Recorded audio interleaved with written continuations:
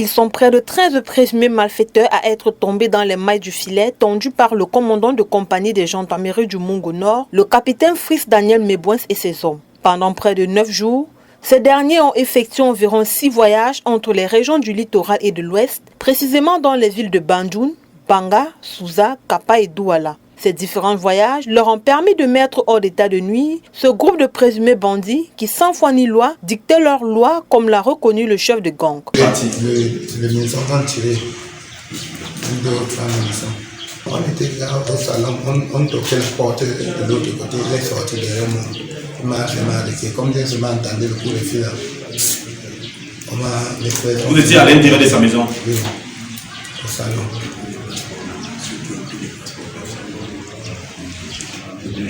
Oui. On est seulement allé attacher le militaire là par les 2 armes là avec les tracteurs. Vous les avez poignardés? C'est pas toi qui as poignardé? Oui. Qui a poignardé ici? C'est Fali qui a poignardé. Et quand moi je reviens de l'autre côté, quand il s'est parti pour ouvrir les portes là, il rentre à trouver Olivier qui était en train de piétiner sa tête. Qui? Celui-ci? Il piétinait la tête de qui?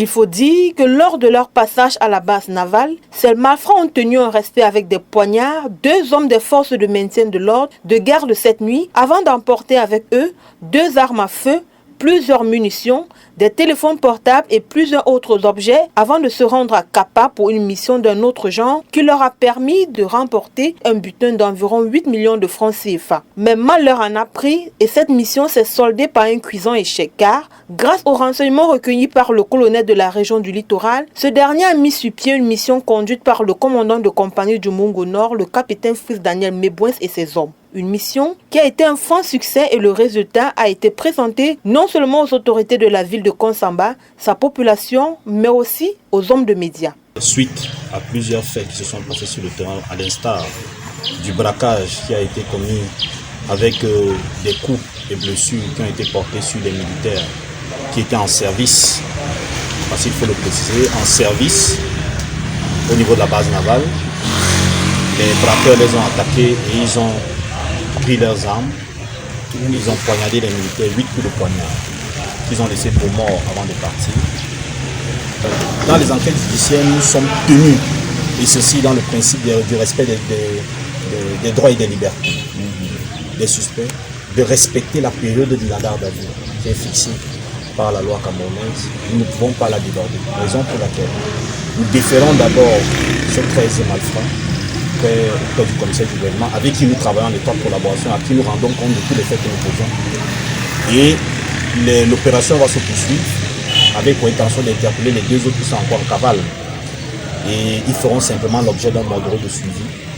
Et ils seront, au cas où on les interpelle, ils seront immédiatement déférés auprès du commissaire du gouvernement.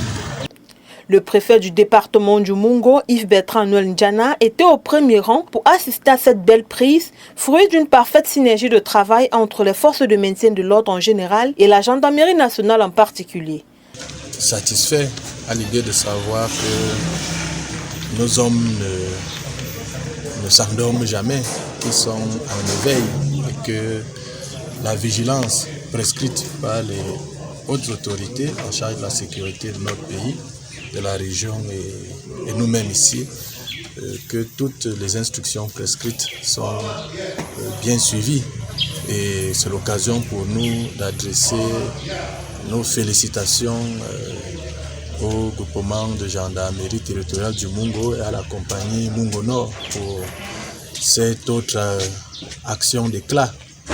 Une fois passés aux aveux, ces brigands sont allés répondre de leurs actes devant les juridictions compétentes. Et à tous ceux qui sont encore en course contre nos forces de défense, ils doivent retenir que la gendarmerie nationale assurera toujours sa mission, celle de la protection des personnes et des biens.